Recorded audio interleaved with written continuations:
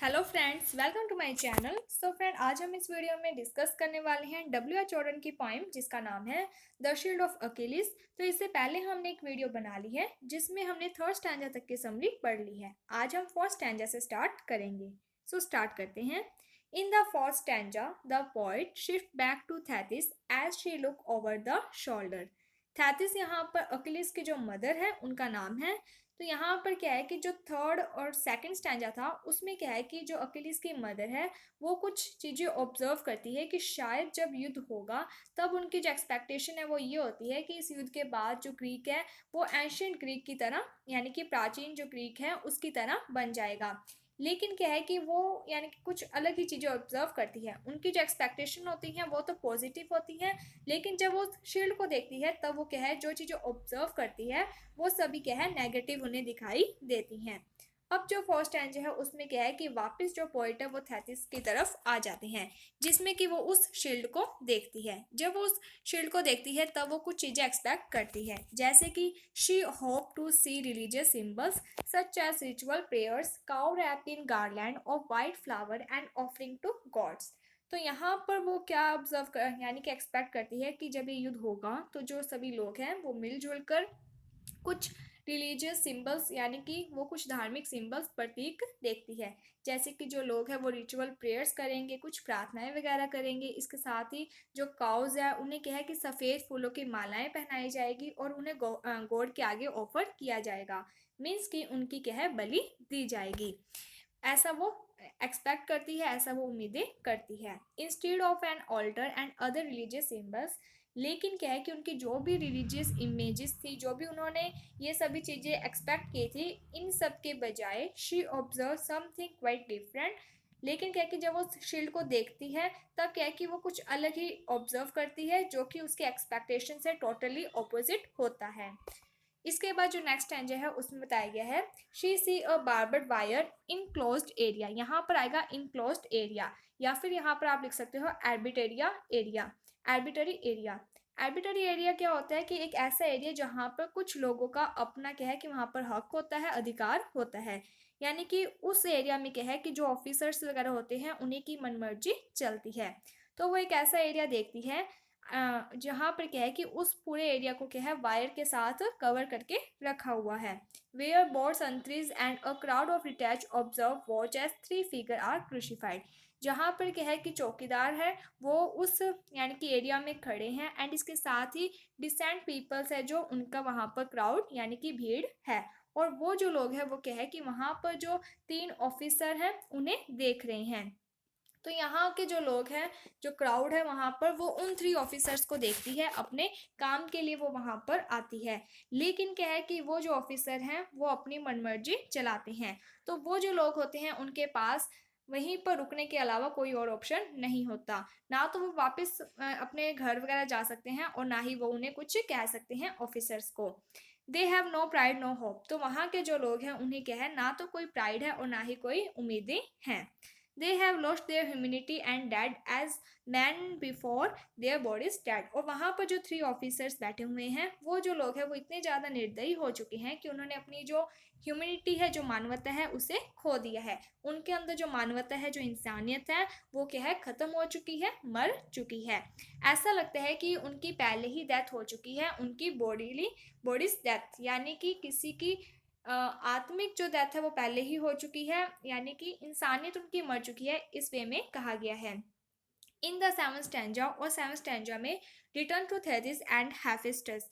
तो यहाँ पे क्या है कि जो पोइट है वो वापस थेथिस की तरफ और हेफेस्टस है जो यानी कि जो ब्लैक स्मिथ के गॉड हैं उनकी तरफ आ जाते हैं और यही क्या है शील्ड बनाते हैं। Thetis look his this time for athlete, and यहाँ पर डांसर आएगा, डांसिस नहीं आएगा। तो जो थेथिस है वो क्या है कि अब एथलीट और जो डांसर्स हैं उनकी तरफ, वो जो सिंबल हैं, जो प्रतीक हैं, उनकी तरफ देखती है। यानी कि जो थेथिस है उन्होंने क्या है कि उस शील्ड के ऊपर कुछ एथलीट्स और कुछ डांसर्स के यानी कि प्रतीक बनवाए थे, जिससे कि क्या है उन्हें ऐसा लगता है कि ये जो सिंबल हैं ये स्ट्रेंथ एंड एलिजिटी के सिंबल हैं, यानी कि ये शक्ति के, ये पावर के सिंबल हैं। Instead of playing field and dances floor she find a wheat chalked field। तो वो ये चीज़ एक्सपेक्ट करती है कि जब ये युद्ध हो जाएगा तब क्या है कि जो ग्रीक है वहाँ पर पूरी तरीके से शांति होगी, जो ग्रीस है वो क्या है कि वापस एक डेवलप सिटी में चेंज हो जाएगा, जहाँ पर जो एथलीट्स हैं और जो डांसर्स हैं वो अपना अपना वर्क करेंगे। मीन्स कि जो एथलीट है वो अपने जो कर्तव्य वगैरह हैं वो करेंगे एंड जो डांसर्स हैं वो क्या है डांस करेंगे फ्लोर पर। She find a weed Chowk area, लेकिन क्या है कि जब वो उन सिंबल्स को देखती है तब उनकी जो एक्सपेक्टेशंस हैं वो टोटली डिफरेंट ऑपोजिट होती है। जब वो उन सिंबल्स को ऑब्जर्व करती है उन्हें ऐसा लगता है कि शायद इन चीज़ों के बजाय ये जो सभी लोग हैं ये क्या है एक विड चौक एरिया में खड़े होंगे। जो वीट चॉक फील्ड का मीन्स है एक ऐसा क्षेत्र जहाँ पर क्या है वीट लगी होगी। वीट का मीन्स होता है खरपतवार, ऐसे पौधे जो कि बेकार के होते हैं जो मेन फसल के साथ अपने आप ही उग जाते हैं। इसके बाद नेक्स्ट है the only person in that field is the poor boy with nowhere to go and nothing to do. तो इसके बाद जो थेतिस है वो एक बॉय को ऑब्जर्व करती है जो कि पुअर गरीब है और वो उस फील्ड में खड़ा है और वो जो लड़का है उसे नहीं पता कि उसे अब कहाँ जाना है और क्या करना है, but idly throw a stone at a bird. और वो क्या है कि वहाँ पर बेकार में ही खड़ा है और वहाँ से जो आसमान से पक्षी जा रहे हैं उनके ऊपर स्टोन यानी कि पत्थर फेंक रहा है। The only world he know is one of rape and murder and betrayal. तो यहाँ पर वो जो पुअर बॉय है वो क्या है कि सिर्फ एक ही प्रकार के संसार को जानता है और वो वर्ल्ड कैसे है जहाँ पर सभी लोग हैं जो वो रेप करते हैं, मर्डर करते हैं, एक दूसरे के प्रति क्या है वो निर्दयी है। ब्रैटल का मीन्स होता है, बैट्रायल का मीन्स है निर्दयी।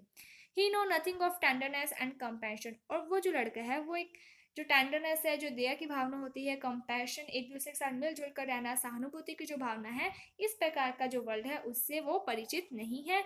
ऐसा संसार उसने कभी भी नहीं देखा ना ही सुना। Thetis observe a society of crime and corruption. तो यहाँ पर इन सब बातों के माध्यम से जो थैथिस है वो क्या ऑब्जर्व करती है कि शायद जब ये युद्ध हो जाएगा तब इसके बाद जो ग्रीक है वो एक ऐसी कंट्री में चेंज हो जाएगा जो कि पूरी तरीके से करप्शन और क्राइम वाली होगी, जहाँ पर जो लोग हैं वो क्या है क्राइम करा करेंगे, करप्शन किया करेंगे। एज द पोइम एंड, और पोइम के एंड में Hephaestus finish his work and limps away. जो हेफिस्टस है उन्होंने अपना काम पूरा कर दिया, मीन्स कि उन्होंने जो शील्ड है वो बना दी और लिम्स अवे यानी कि वो लंगड़ा कर चले गए। Thetis has her first look at the shield. तो जो थेथिस है वो क्या है कि वापस उस शील्ड की तरफ देखती है। She is horrified by what she see and by what the thought that her son will carry representative of violence and cruelty in battle। तो क्या है कि वो डर जाती है जब वो ये चीज़ सोचती है कि उसका जो बेटा है वो इस युद्ध को लीड कर रहा है, इस युद्ध को क्या है रिप्रेजेंटेटिव के रूप में लीड कर रहा है। और ये जो युद्ध है यहाँ पर क्या है कि सिर्फ और सिर्फ हिंसा है, क्रूरता है, यानी कि इस युद्ध के द्वारा कोई शांति नहीं है बल्कि और ज़्यादा लड़ाई झगड़े हैं, जिससे कि यहाँ के जो लोग हैं उन्हें सिर्फ और सिर्फ ग्रीफ दुख ही मिलेगा।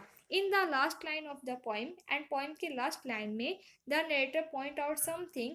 तो जो नरेटर है उन्होंने पॉइंट आउट किया है नीदर थेथिस नोर हेफिस्टस नो, ना तो थेथिस और ना ही हेफिस्टस है जो उन्हें पता है कि Achilles himself will soon die in the war against Troy, कि शायद ये जो युद्ध है इसमें कहीं जो अक्लीज है उसी की डेथ ना हो जाए, कहीं वो इस ट्रोय के युद्ध में खुद ही ना मर जाए। तो यही इसकी स्टोरी है। होपफुली आपको ये पॉइंट है जो वो समझ में आ गई होगी। अगर आपको कोई भी डाउट है तो आप हमें कमेंट सेक्शन में बता सकते हैं, आपका डाउट दूर कर दिया जाएगा। अगर आपको ये वीडियो अच्छी लगी है तो like my video, subscribe my channel. Thank you friends for watching my video. Thank you.